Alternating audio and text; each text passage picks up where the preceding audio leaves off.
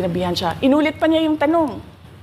Tinanong niya yung congressman, sigurado ka ba na hindi magagalit si Inday Sara? Sabi niya, hindi.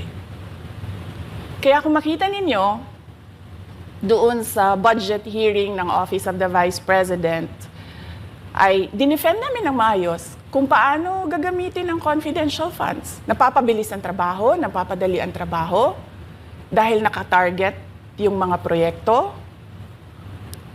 Pero pagkatapos nung plenary namin sa House, ay kaagad na lumabas, di ba? Walang 2 oras lumabas ang statement ni Congressman Zaldico. Ano sabi niya?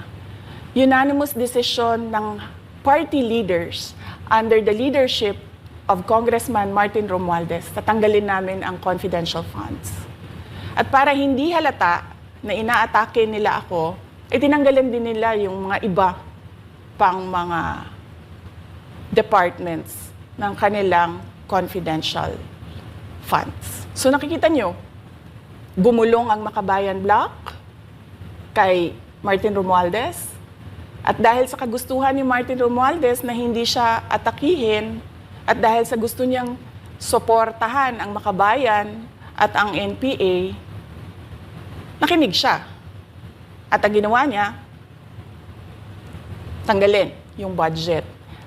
Alam na nila kung anong gagawin nila bago pa kami pumunta sa plenary ng House. Hindi ko alam yon. Kasi nasabihan na lang ako nung kaibigan kong congressman pagkatapos na. Nung nakita ko na nagsabi si Zaldico, tanggalin niya ang confidential funds ng Office of the Vice President.